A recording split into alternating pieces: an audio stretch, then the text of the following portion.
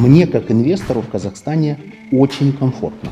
Я всегда себя чувствовал богатым человеком. Как функционирует все это в вашей компании с оборотом в $1,5 миллиарда? То, что незаслуженно, оно не ценится. А если это выстрадано, то вообще другие ощущения. Еркин Татишев, основатель и лидер компании Кусто Групп, основатель школы High Tech Academy, отец 5 детей. Кусто Групп. Ревенью более $1,5 миллиарда, 12 тысяч сотрудников, 10 стран, 25 лет опыта.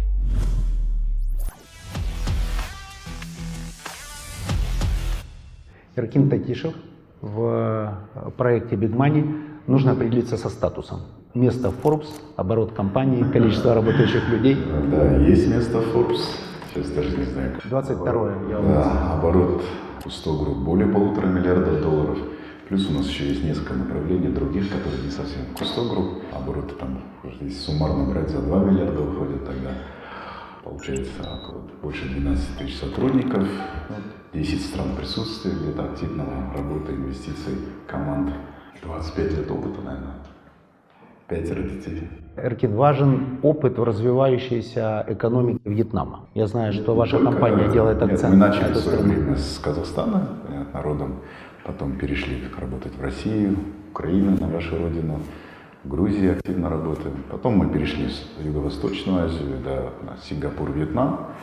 У нас есть операции в Израиле, Италии, но это уже от Израиля вышло в Европу, то есть. Так что вот основные точки страны.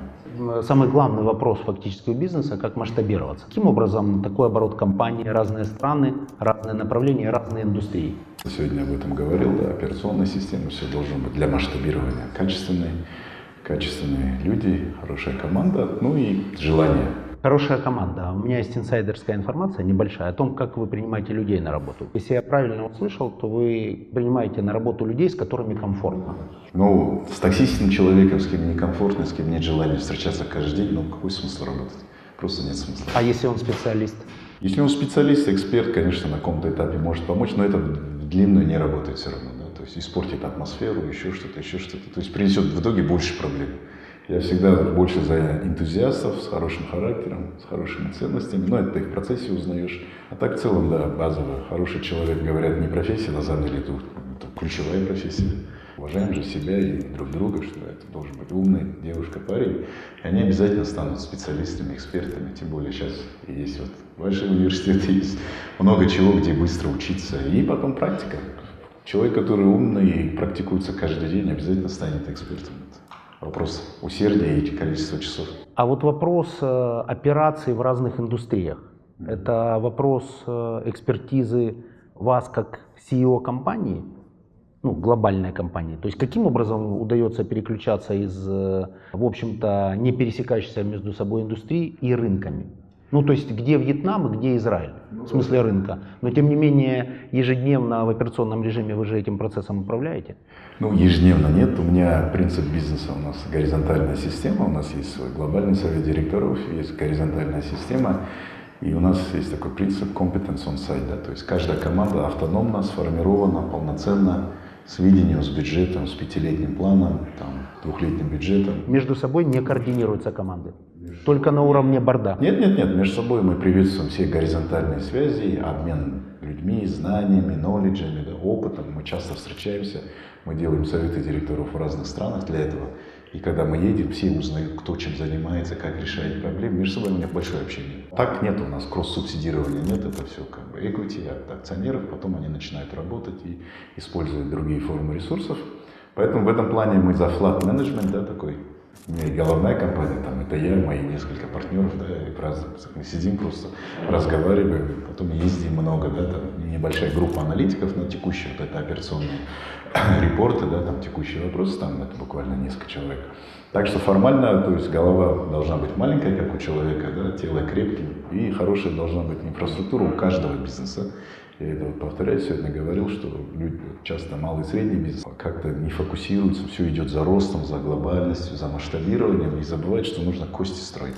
Кости – это операционные системы бизнеса, это от учета до IT-решений, все, что CRM, все, что связано с операционными системами, а это много чего, включая и HR, оно должно быть очень качественным и сделано на рост уже в 2-3 раза больше. То есть это делать надо с запасом. И всегда этот запас увеличивать. И тогда у вас масштабируемость и скорость масштабирования будет совсем другая. И при этом вы будете контролировать затраты, видеть процессы, и у вас реально будут результаты. То есть вы начнете зарабатывать. С учетом изменения концептуального ведения бизнеса, когда ТЭК стал во главу компании, IT-директора фактически определяют визию компании, куда двигается эта компания. Вы сами определяете программы, в которых вы будете работать. Это облачное хранение данных, либо серверное. Какая CRM-система будет, что CRP. Это входит в зону компетенции первого лица компании? В мою зону точно не входит. И я не верю, что IT-директора управляют компаниями. Не могут они управлять компаниями. Это неправильная мысль. То, что цифровизация, там, автоматизация, роботизация, это, не знаю, это как вчера мы использовали станки, машины. Это нету здесь паровой там пришел, да, там, двигатель. Это просто как бы дань времени.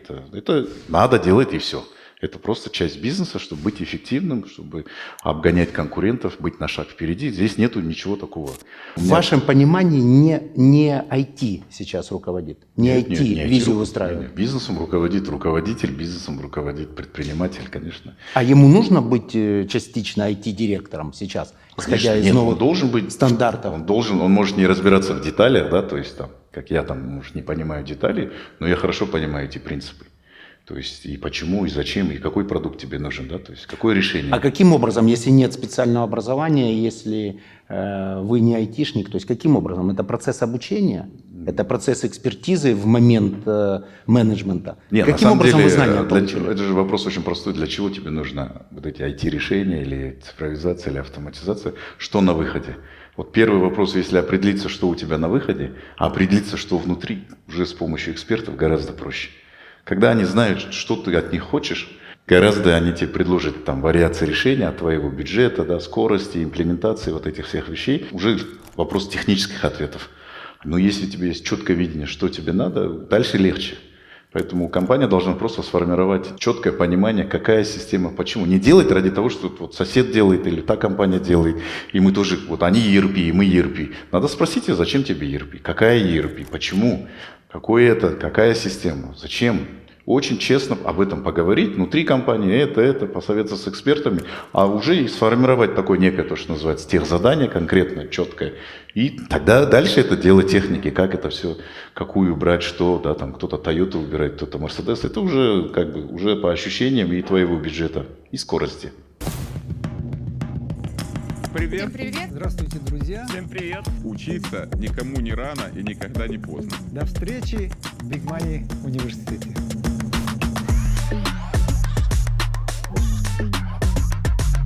Третий раз задаю вопрос про вьетнамский рынок. 103 миллиона, экономика быстро растущая. Ваш опыт работы в этой стране? Да, больше 10 лет. Почему пошли туда? Это Нет, выбор пошли в свое осознанный? время, просто в Москве учились, знали ребят, которые вьетнамцы вот, на русском говорят.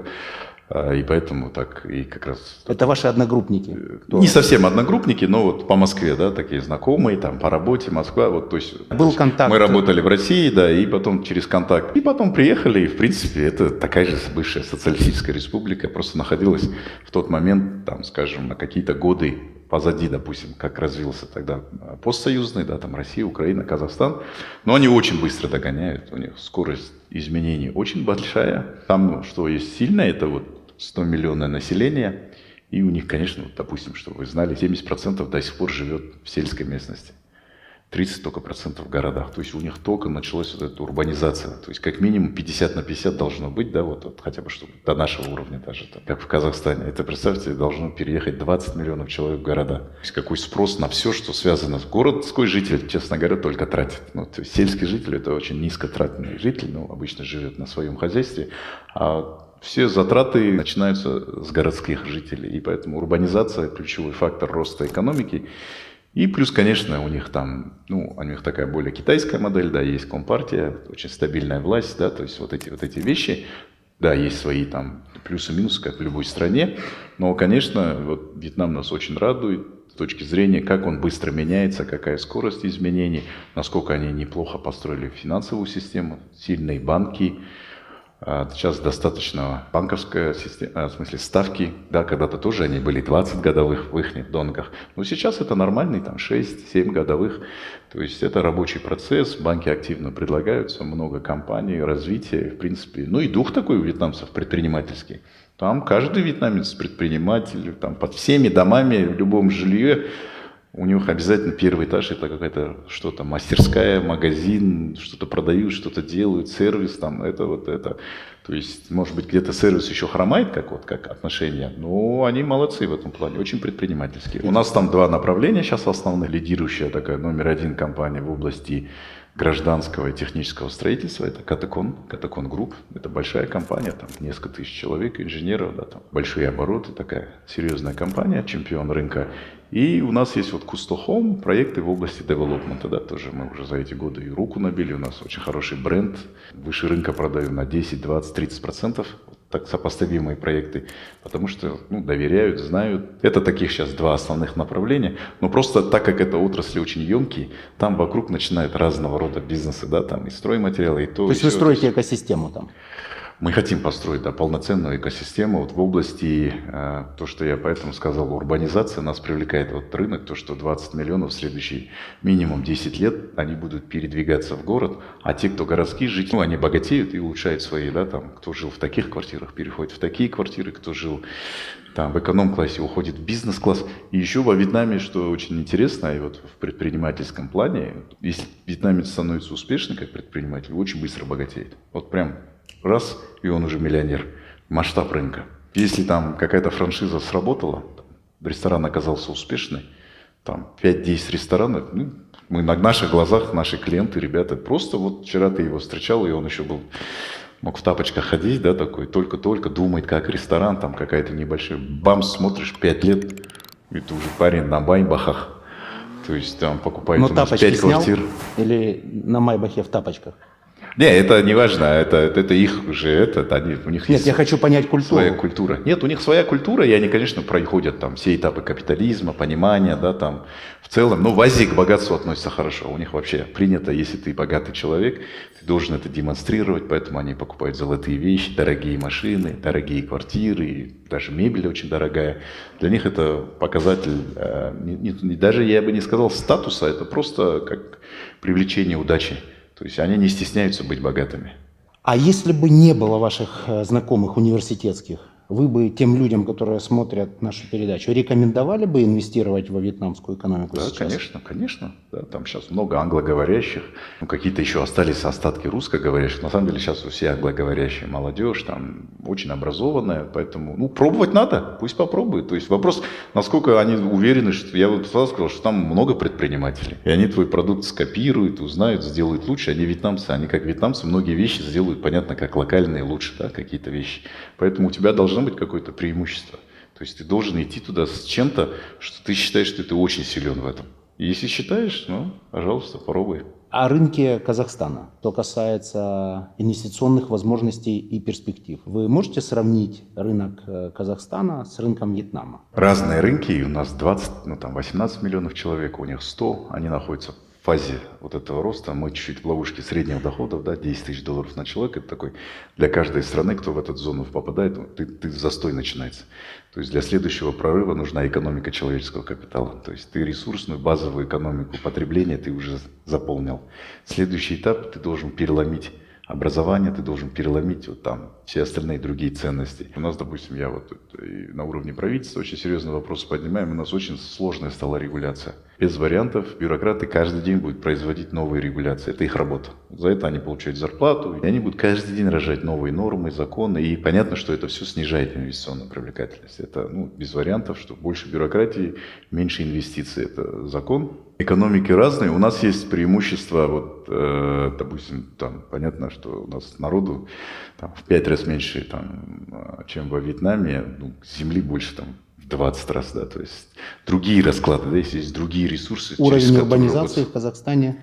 50 на 50, то есть, да, инфраструктура в каких-то вещах лучше, но вьетнамцы очень быстро двигаются, потому что я помню, 10 лет назад там аэропортов не было нигде, сейчас везде, в каждом городе, там вот этих основных местах туризма, это отличные аэропорты, не просто аэропорт, это просто шикарный международный аэропорт, там не хуже стамбульского, там какого-нибудь франкфуртского, отлично, это очень быстро меняется, изменения. А вы считаете, инфраструктурные проекты – это одна из составляющих принятия решения по инвестициям?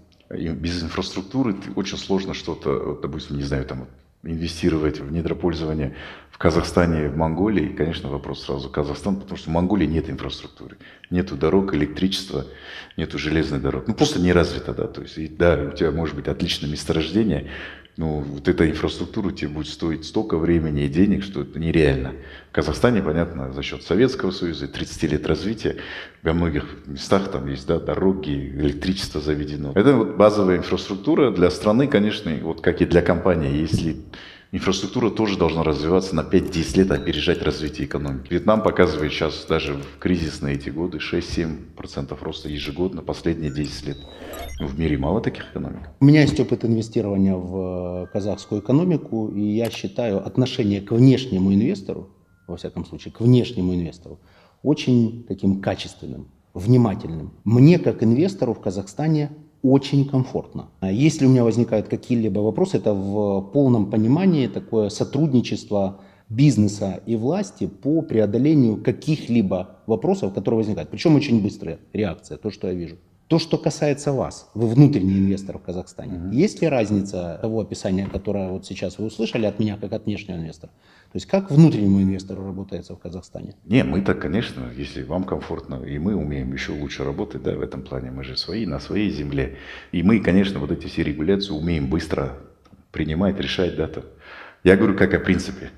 Хотите больше инвестиций, там в правительстве мы об этом разговаривали, да, то есть я говорю, ну, сделайте регулятивную гильотину, отмените 70%, потому что 70% регуляции – это вообще пустое в порожне. Вообще ни о чем, никуда, и как оно родилось, никто не знает. Как-то где-то почему-то родилось. Это если отрезать, там по многих вещах даже внутренних инвесторов бум начнется, да, то есть понятно, что и внешние инвесторы с разными интересами. А так в целом, конечно, Казахстан как экономика капитализма, она вышла, ну, на определенный уровень. У нас там, вот, я вчера говорил о случае рейдерства в Киргизии, да, казахских инвесторов, там, в ЦТ Казахстан. Таких случаев уже в Казахстане, ну, я не знаю, даже я что-то и не слышал давно, и это, ну, уже практически там unreal, да, чтобы что-то такое было, и это об этом звук только услышит там кто-то правительство, это там сразу, это все будет решаться. А Казахстан своих инвесторов в других экономиках защищает? Он активен в этом вопросе? Честно говоря, не могу сказать, потому что я-то в мире работаю как Сингапур Бейс Холдинг, то есть я сингапурская компания. Да, они видят, что я казах, там, и у меня корни из Казахстана, но мы вообще нас принимают как сингапурцев. А налоговый резидент вы какой? Не, я казах, я Казахстан, я живу в Казахстане. Но сама структура бизнеса растет как, то есть ты если приходишь там, инвестируешь там в Израиль, ты как сингапурская компания. Для налогового резидентства юрисдикция Казахстан, это хорошо, насколько я понимаю? 10% все. Налог на экспорт капитала 10%, все. Не только на экспорт, подоходный личный налог 10%. В принципе, в этом плане она неплохая юрисдикция. Ну, 10%, по-моему, в мире таких ставок личных подоходных налогов. То есть, если вы будете какие-то дивиденды, живя в Казахстане, получать, то есть, в принципе, вот 10%, что будете платить. Это в том числе включает в себя и экспорт капитала? Из Казахстана. Из Нет, Казахстана. вопрос, откуда вы заработали. Если вы заработали из Казахстана в Казахстане, и потом будете эти деньги переводить, там существует пограничный налог в зависимости от юрисдикции. Это надо проверять, да, там, с какой юрисдикции, какой подписан договор о взаимном налогообложении. И в этом случае какой-то пограничный. Где-то есть, ну, там, 5%, есть страны, где 15%. То есть это depends. А если это личные дивиденды, ты их получил, там 10% заплатил, в принципе, ты можешь переводить деньги за границу, здесь нет ограничений. То, что касается вашего бизнеса. Как выстроена корпоративная структура управления? Обязательно ли решение совета директоров борда для исполнения? Как сигнал доносится управленческий? Внутренний документооборот, отчетность. Как функционирует все это в вашей компании с оборотом в $1,5 миллиарда? Нет, так как это раздельные бизнес-дивизионы, бизнес-подразделения, у них своя отчетность, формируются решения. Там. Есть решения, которые там, на уровне борда надо принимать, да, там какие-то важные, ключевые, там, может быть, по стоимости, по важности, да, по принципу. То есть есть это, у нас уже за это время, так как сформировалась культура, очень легко уже определить, да, что с этим вопросом приходи на борт. А эти вопросы вы можете решать сами, на своем. Потому что у каждого дивизиона, вот, бизнес-единицы, есть свой борт внутренний. Туда входит кто-то из глобального, обычно курирующий, может еще кто-то. И плюс это свои ребята, да, то есть и они обсуждают определенный объем вопросов. Если выше чего-то, то они уже приходят к нам, и мы там сидим, это обсуждаем. В принципе, ну, бюрократия у нас введена, ну, в принципе, там небольшая бюрократия, но, конечно, каждая компания в своей системе, у них там все поставлено с отчетностью, с репортами, да, внутренняя такая правильная бюрократия есть на месте, всегда мы можем посмотреть, как, что, почему, где. Это важно, это элемент операционной системы. А эти протоколы, они регулируются каким-то образом? Ну, в них есть какие-то правила? Да, конечно, конечно, у нас есть свои правила, да. То есть борт внутри отдельного дивизиона не может превысить горизонт своей цифры? Ну да, если мы там определили ему какой-то лимит, решение того-то, то в рамках этого они вольны. Если что-то переходит, они вносят решение на решение, там, скажем, КУСТО. То, что касается корпоративного управления, приоритет тем, кто вырос внутри, или вы ищете рынок, проводите собеседования и хантите людей? Ну, мы в той стадии, когда и то, и то. У нас, конечно, много выросших ребят, это правда. То есть... Вот приоритет за кем? Если будет при одинаковых условиях есть вакансия? Не, а если у тебя есть выросший внутри достойный, конечно, что думать? Даже не это обсуждение. Он даже не приоритет, это как бы естественно. Да? Ты видишь, у тебя есть свой парень, девушка, там вопросов нет. Если позиция пустует, то, конечно, и подобрать человека для нас это тоже нормальная процедура. Это все компании делают. А вы проводите лично собеседование? И до какого уровня? На уровне, скажем, ключевых руководителей и дивизионов, то есть с этими людьми, да, я разговариваю, конечно. До какого уровня? Ну, кто это может быть? Вот самый невысокий уровень в управленческой структуре, с которым лично вы проводили собеседование? Нет, это может быть и проще, когда ребята хотят, Еркин, посоветуемся, послушай его. А они приходят за советом? Да, иногда, конечно, у нас отношения, может, посмотришь, как думаешь. Всегда же два мнения лучше, да, то есть три мнения, посмотрели со стороны, каждый свои вопросы задал, у каждого свое есть уже некая чуйка, некий опыт, да, поэтому всегда его так. То есть, если ты уверен, вот там вот сидит Мурат, глава Кустохом, он, в принципе, может любого нанять, не спрашивая. То есть, если он уверен. Если он хочет посоветоваться, он может сказать, слушай, давай подумаем, как он. Если у него это вопрос там финансового директора или там кого-то, он может с нашим финансовым. Давай, Саша, вместе посидим, посмотрим на него, как его компетенции, скиллы, вообще он такой уровневый парень. В целом, это уже такой на уровне понимания. А вот вопрос соотношения формальных и неформальных правил. Внутри корпорации, компании, уровень свободы высок для принятия самостоятельных решений? Или вы зарегламентированы определенными нормами? Я бы сказал, очень высок. Я всегда только за автономию, потому что люди должны научиться принимать решения на местах, иметь компетенции, и они так развиваются. По-другому он просто не вырастет. И будет потом звонить тебе по каждому, как вы сказали, 29 звонков в день. У меня нет 29 звонков в день. Нет, я вам искренне завидую. Да? А сколько у вас, если у меня 29? У вас... Не, я просто регулярно сам созваниваюсь с ребятами, или они мне звонят. И это такие очень такие более глубокие, с одной стороны, разговоры. Или это нюансы такие интересные, или это какие-то очень принципиальные вещи ты обсуждаешь. Но нету такого, что операционно тебя там каждый день кто-то долбил, и вообще шансов нет. То есть вот этот стереотип, что в больших компаниях все максимально заорганизовано, в вашей компании работает, Не, уровень свободы максимальный? Мы горизонтальная компания, мы не холдинг, который вот вертикально все сводится к решению одного или группы людей. Вообще не так, нет. У тебя есть твои задачи, вот твое видение, вот твой бюджет, вот твой капитал. Давай, делай, принеси результат. Принеси мне мясо на стол. В рамках выступления на форуме Big Money, которое я внимательно слушал, вы говорили о том, что отцы-основатели Израиля, создавшие суперпроект, современную страну, которая очень богатая, как вы сказали, которая очень умная, которая очень успешная, крутая страна, они потом жалели о том, что они мечтали недостаточно. Это правда. Если, например, представим, нам с вами сейчас 100 лет, вы о чем будете жалеть? Я тоже думаю, об этом буду жалеть, скорее всего. Скорее всего, я скажу, что, могли больше сделать. Ну, я на самом деле, наверное, жалеть так не буду с точки зрения, да, то есть жалеть о прошлом это бессмысленно, в этом нету никакой разницы. Но если вот молодежь меня в то время спросит, скорее всего, вот поэтому мы почувствовали близость. Вот, когда Симон Перес это говорил, ты понимаешь, что он говорит правильную вещь. Он реальный государственник. То есть, на самом деле пришел в правительство, там, 25 лет тогда было, там, то есть он воевал, ну, они все воевали. И вот они начали строить страну. И он всю жизнь там министром, замминистра, то, все, вице-премьер, премьер-министр, президент, в общем, всю жизнь он строил эту страну, то есть его руками.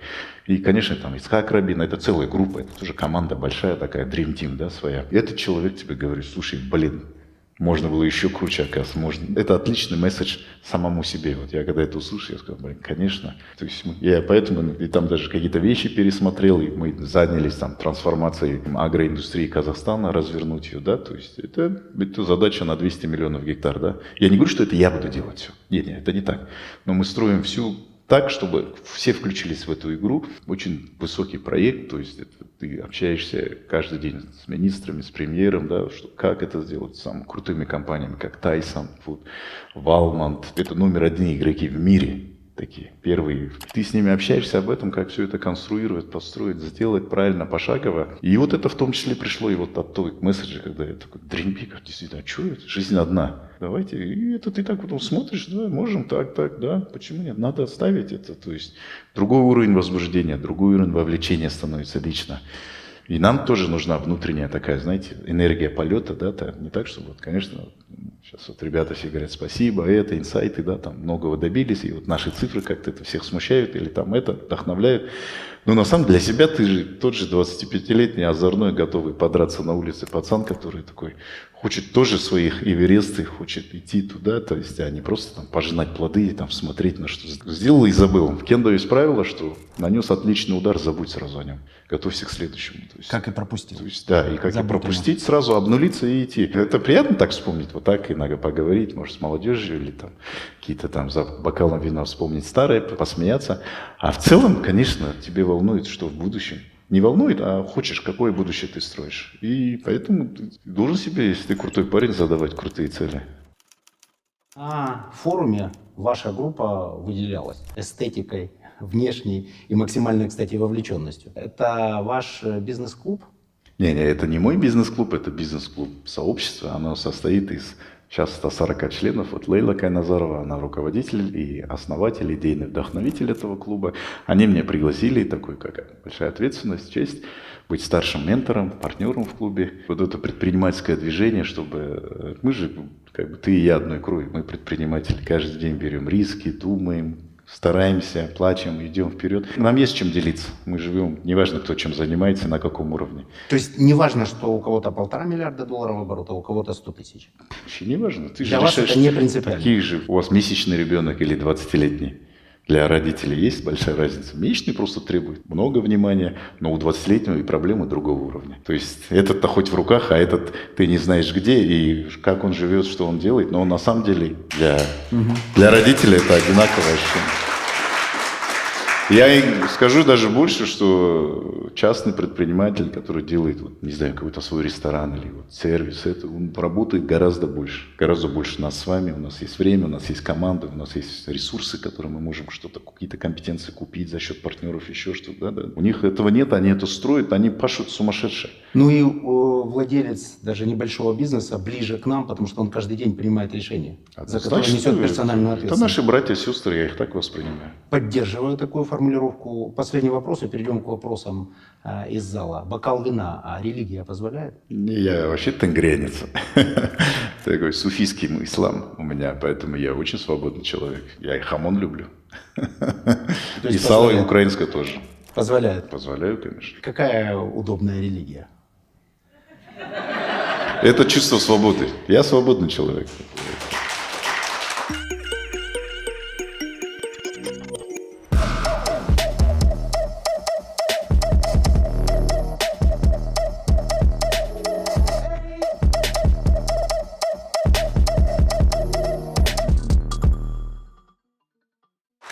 Пожалуйста, микрофон в зале. Меня зовут Айдар, у меня следующий вопрос. Мы говорили про корпоративное управление, и вы сказали, что у вас в головном офисе, в управляющей компании, вот вы вместе с партнерами обсуждаете дела. Ваши партнеры – это те люди, с которыми вы создали бизнес, или это, ну, скажем так, члены команды, которые стали вашими партнерами, они получают опцион или там долю получают?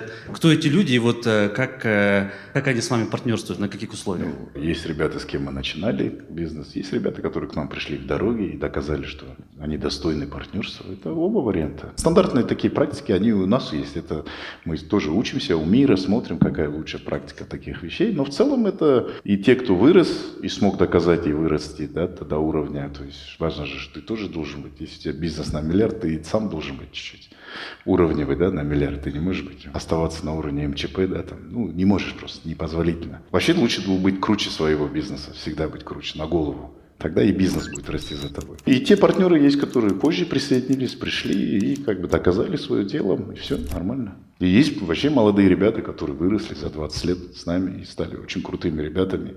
У нас он там, Мура знает, Макс есть парень, который пришел к нам вообще пацаном, аналитиком.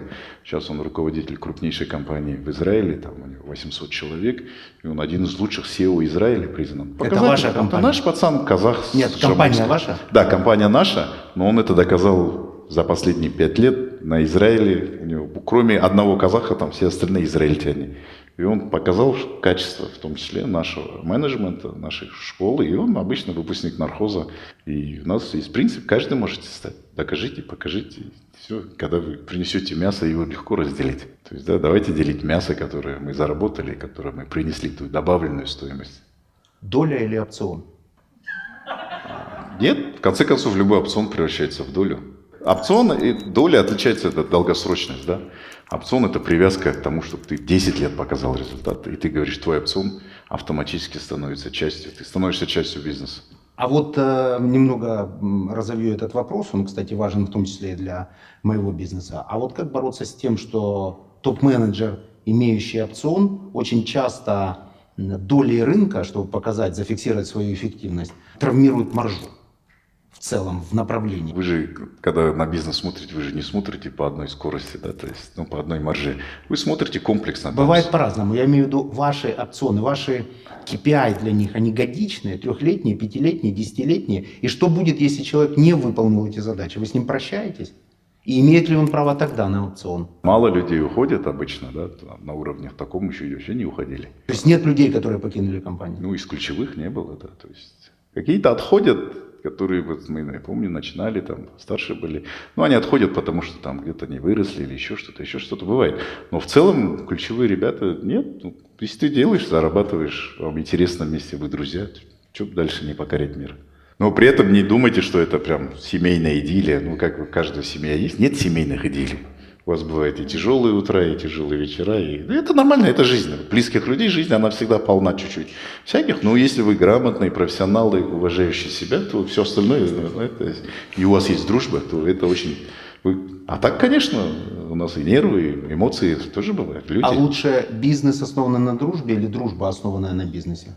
Это я Рокфеллера перефразирую. Да, но это, видимо, в те годы, он американец, у них все равно культура, основанная на очень личном. В Америке так, с дружбой не так просто все, да, то есть, если спросить взрослых людей, не так просто, то есть, настоящих американцев, поэтому я вот верю, что отличная дружба может перерасти в отличный бизнес. Но и делая бизнес, очень важно стать другом, и нужно стать другом, поэтому здесь нету такого противоречия.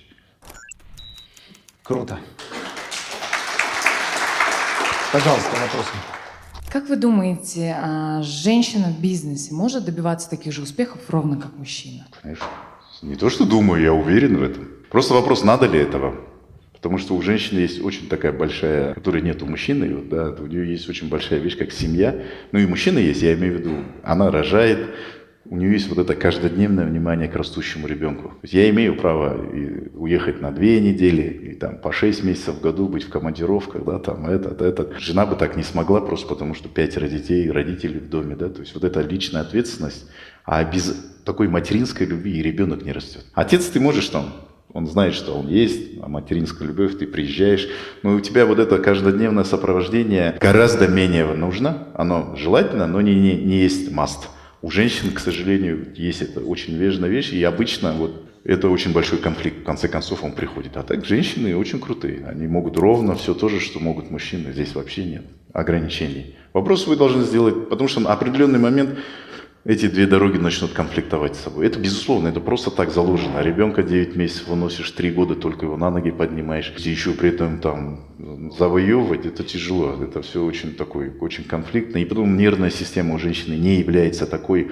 То есть, когда здесь ребенок и бизнес, и надо это, и сотрудники, это, он устанет. Она и так ночами не спит, кормит ребенка, там просыпается, там потом это, и на утренник надо пойти, да, там, потому что дочь тоже ждет ее. И эти все вещи, конечно, очень тяжело. Это непростая судьба, я так скажу. То есть Если судьба... будет стоять выбор у женщины, карьера или семья, что вы посоветуете? Ну, с чем она хочет остаться в конце жизни? Пусть Ну, она ваше выберет. мнение. Вот, Одна женщина если вы- захочет остаться с деньгами, там, не знаю, кататься на лошади, не знаю, иметь молодых любовников. Это может ее выбор карьеры, да. Другая женщина нет, хочет жить в окружении внуков, сыновей, помнить об этом. Это твой личный выбор. Я говорю, это право каждого на выбор. Знай, что отвечать тоже будешь сам. И конец всегда ясен. Не вкладываешь инвестиции в семью, ну не будет семьи.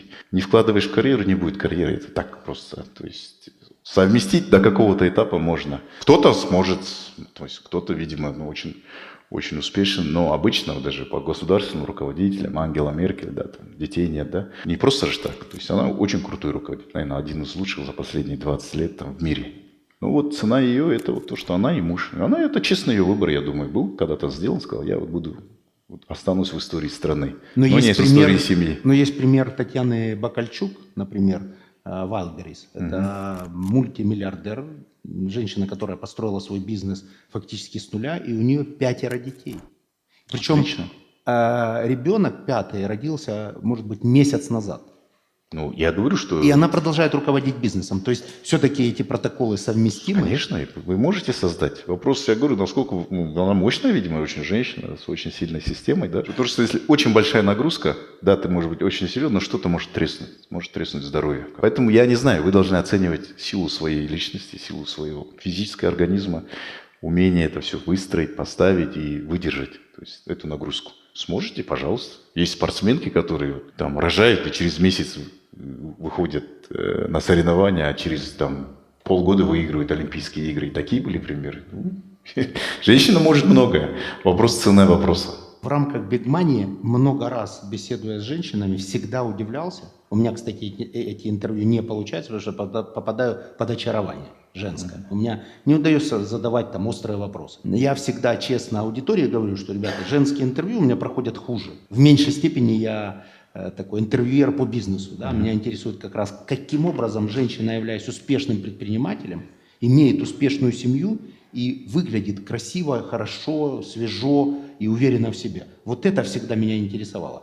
И мне кажется, если мы делимся соображениями по этому поводу, что вот у женщины в базовой версии, ну, культурно, наверное, может быть, скорее даже генетически, такая забота о своей команде, о своих потребителях, о своем бренде, о своем процессе, о своей компании, которой мужчинам нужно еще учиться. И вот когда женщина открывает в полной степени, вот, и хватает энергии, прокачиваются такие навыки, до которых мужчина может быть там 4-5, может быть 10 лет. А может никогда. А может быть, посмотрите на, вот у меня дочки первые, они уже в 3-5 лет уже матери как бы. Ребенка убаюкают, возьмут. Ни один мальчик в 20 лет не справляется. Это природно, моментально учить не надо. Сразу успокоить прилечь рядом, спеть песенку.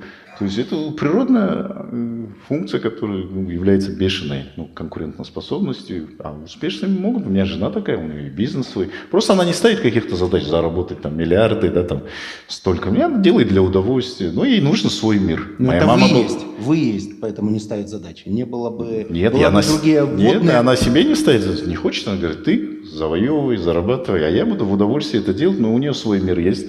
Свои достижения. А жена предприниматель. Радости. Да, тоже предприниматель. Она была нашим членом команды КУСО в самом начале, 20 лет назад. Потом, когда уже женился, я решил, чтобы не создавать потенциальные зоны конфликтов. И она вышла в свое собственное плавание как предприниматель. Моя мама была очень успешным учителем, 5 детей родила на юге Казахстана, то есть там много еще есть домашних обязанностей, гостей много, да, там родственников полно. При этом очень успешный учитель, классный руководитель. Могут. Успех это же не обязательно деньги, успех это не обязательно количество точек. Успех это твое личное состояние счастья. Но то, что у женщины должен быть свой мир, она не должна остаться домохозяйкой, это однозначно. Если хотите иметь счастливую женщину дома, дайте ей возможность достичь собственных результатов. Big Money есть еще и на начальном уровне. Меня всегда напрягает, когда политики начинают вмешиваться в экономические процессы. Смотрите, какой я крутой, у меня ничего не было, потом я раз и стал миллиардером. Forbes — это дорого. Самое главное, что есть, выше денег, дороже всего — это репутация. Вы, издатель Forbes, идете в ТикТок. Я бы хочу открыть TikTok. Тогда закончим вопрос пути результатов. Есть более интересный вопрос. Хорошо. Добрый день. Александр Мулюкин, резидент VQ Club, предприниматель. У меня такой вопрос. Один из причин вашего роста – это вхождение в другие компании, приобретение их. Ну, я вот услышал из ваших выступлений. У меня вопрос. Это часто происходит случайно или у вас есть какая-то структура, которая наблюдает, отслеживает какие-то проекты и целенаправленно входит в них, скупает их? Ну, это сами бизнесы, если это в рамках их Да. интересов. У них, конечно, все время что-то на радаре. Есть стратегии, в рамках стратегии, конечно, вот просто чем отличается, если ты с нуля начинаешь и с действующего. Просто экономишь где-то 5 и более лет. С нуля хороший бизнес построить до хороших финансовых результатов, там, устаканившись, это 10 лет. Меньше никак невозможно. Если ты можешь делать реконструкцию бизнеса, да, то есть turnaround, то, что называется на английском, это в среднем 5 лет. За 5 лет создать из того, что есть, отличную компанию. В принципе, 5 лет достаточно. Ты экономишь 5 лет жизни. Плюс скорость. Да, то есть вот это самое тяжелое, это скорость на нижних скоростях. Вот снизу, вот ребенок очень медленно растет внизу, потом уже сразу, да, там в 15 лет он может 20 сантиметров вырастать в год, а вот низ это вот это развитие тяжелое, и это и в компании так. Это когда зерно пробивается, это очень много времени, и для нас это просто экономия времени. Я все равно, мне сейчас 45 уже, да, и мы уже в какой-то момент сказали: не, ребята, мы уже стартапы, если только как вот индустрии их менять, а все остальное мы будем с действующего стартовать, чтобы у нас нет времени, мы готовы переплатить за это время и за какие-то чужие ошибки в том числе, да, то есть ты, приобретая компанию, ты приобретаешь ее опыт прошлого. Если ты его изучишь, ты увидишь там интересные вещи. Или даже ты, когда ее приобретаешь, ты видишь те ошибки, которые сейчас действуют, почему она обычно и на продаже стоит. И это тоже опыт. То есть на определенном уровне ресурсов это дает огромную экономию, и оно финансово окупается. Вы занимаетесь кендо, я так понимаю, это хобби ваше. Есть ли хобби кроме кендо и важность хобби в жизни бизнесмена? Ну, вчера я отвечал на вопрос, да, что уже это не хобби, это как бы как суть жизни, да, то есть ты становишься кендокой, который занимается предпринимательством, а так хобби есть, конечно, рыбалку люблю, нахлыст люблю, путешествовать люблю, то есть там есть, читать очень люблю, есть хобби, конечно, должно быть свой мир, да, такой личный, где ты сам с собой, и руководителю вам надо очень важно выделять время на себя. Просто думать надо, думать, мечтать, там, размышлять, пролистывать книжки, там, что-то, кино иногда посмотреть хорошее, то есть в одиночестве. То есть сейчас, к сожалению, еще этим смартфоны, тебе тем более легко это все делать, но это надо побыть с собой, надо быть себе хорошим собеседником, быть не скучно с собой. Я не знаю людям, которые скучны с собой, правда, как-то это бывает. Это очень помогает многие вещи отфильтровывать. Последняя книга прочитанная. Ну, это одна из моих детских книг, которая сопровождает мою жизнь. Вот я ее недавно еще раз решил перечитать с учетом уже там последнего опыта жизни. Это «Волоколамское шоссе». Александр Бек — это про нашего одного из героев Второй мировой войны, казахского батыра Бауыржана Мамушала. И с удовольствием снова прожил вместе с ним его 30 дней под Волоколамском. Панфилов, а он его ученик, да, то есть Панфиловская дивизия, а он его ученик. Это 28 панфиловцев. Да, это вот это. И Там, вот кстати, в этой дивизии служило большое количество киргизов. И казахов, да, и это казахов. такой среднеазиатский был, да, там больше много казахов, то есть это такой отсюда был сформированный полк, дивизия, да, то есть Панфиловская, и он был командиром батальона, там в возрасте 27-30 лет, но очень молодой, то есть и вот что он пережил, это интересно, это очень, и каждый раз в детстве ты восхищался одними вещами, в среднем возрасте, и с годами ты смотришь, и у тебя другие оттенки характера проявляется, который ты не видел просто. Ну, ты читаешь, но не видишь. А ты это читаешь и сейчас понимаешь. В этом плане не зря он был. Он признан в военном мире как один из очень крутых, на самом деле, именно тактических полководцев, но и очень крутых характеров. Он был очень крутой человек такой. Настоящий сын народа. Блог о личном. Угу. 5 детей? Да. Как стандартный вопрос, в общем-то, но не задать его не могу. А времени как хватает на них? Если 6 месяцев в командировках? Нет, сейчас меньше, да. То есть до этого, есть своя, конечно, я это как-то говорил в клубе, что вам придется сделать некую жертву, да. Я пропустил какие-то юные годы моих старших детей особенно. Могу об этом жалеть, могу нет, но это моя плата и где-то осознанная за выбор пути, да, то есть пути кочевника, поэтому за этот выбор, поэтому это все равно с чем-то придется платить. Сейчас я стараюсь это восполнить на других уровнях, на других отношениях, на большей близости, на качестве. Если ты не можешь дать количество, надо его заменить хотя бы качеством. Сейчас пандемия последний год вообще помогла мне. Я очень столько времени с детьми не проводил вообще никогда. За последние 30 лет там, ну, я женат-то всего там 18, но так много не проводил времени, и очень тоже в этом плане хороший урок пандемии, она, наоборот, нас многие вещи, ну, как бы, да, так я сказал, успокойтесь, ребята, побудьте в семьях, пообщайтесь, поговорите, посмейтесь, поплачьте. Ну, отлично. Места, которые вдохновляют в мире. Вообще природа вдохновляет, честно говоря, я Она очень разная. менее восхищаюсь. Степь казахская – это одно вдохновение, а океан в Майами – это другое вдохновение. Да, ну вообще я природу люблю, то есть я так не очень любитель городов, прям так вот, городских пространств, прям там музеи, как-то там церкви, ну могу сходить, так, какие-то вещи оценить, так. Вообще так люблю природу, как я много рыбачил, там в молодости больше охотился, а она вот разная в разных местах, конечно, казахская степь – это красота сухопутного океана, это надо почувствовать, что это океан, по которому ты можешь ходить. И это океан настоящий, и он очень разный. Горы, вот как в Киргизии, у нас есть свои Алатауские, ну это вот цепь. Тоже они там, каждое ущелье разное, все по-разному. Погода меняется с утра до вечера, может быть, там 10 видов погоды. Там Грузия, это отдельные, да, там виды Украины, там это, там леса есть, тайга есть. Не знаю, природа вообще, вот, сейчас вот на Кольский полуостров, иншалла, собирались ловить атлантического салмона, там своя красота природы, там река, это, да, то есть это полярность. Не знаю, я вот так это люблю. Тут прямо получаешь гигантское удовольствие, спишь хорошо. Тут я не успел еще съездить на Иссык-Куль, обязательно Важно, туда попаду. Обязательно, то есть это просто стоит у меня в приоритетных сейчас задачах. То, что касается степей Казахстана, это единственное место, откуда мне лично, если немного говорить о личном, не хочется уезжать. Не знаю, как это действует, но вот во всех других местах торопишься вернуться к активной жизни. А вот степь Казахстана дает вот это невероятное ощущение свободы и полета во многом, и красоты. Путь или результат? Нет, путь, конечно. Результат придет, если ты на пути, конечно. А если не придет? Ну, уже хорошо, ты же на пути. Результат придет в виде опыта. Ну и опытный человек обязательно достигнет. Это же такое, как бы, да, самосбывающееся пророчество. Ты в пути набираешься опыта, и за счет этого опыта ты получишь результат. А по-другому получить результат без опыта, ну как это возможно? Без пути. Бывают такие варианты. Не, ну бывает, но это... То, что легко приходит, правда, потом легко уходит. То, что незаслуженно, оно не ценится. А если это выстрадано, то вообще другие ощущения. Первый миллион. Ну, да. Что? Он часто покрыт покровом тайны.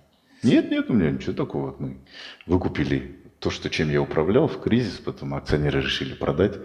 Я занял денег, купил, и там и заработал. Занял где? В банках.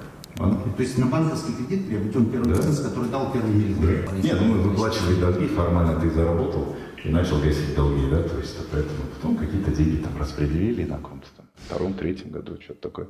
Нет такого, нет, не было ничего, честно говоря. То есть эмоционального барьера никакого. Ну, миллион и миллион. Миллионер с этой секунды, нет? Не знаю, я всегда себя чувствовал богатым человеком, вот так. Знаете. Даже до первого миллиона. Почему ты должен бояться? Ты... Так это и есть самосбывающееся пророчество? Может быть. Но если ты умен, силен, веришь во что-то, радуешься жизни, как бы заработать деньги, ты заработаешь их. Это никуда не денется. Я даже, не знаю, мне как-то это странно кажется, что люди боятся, что не заработают. Как так?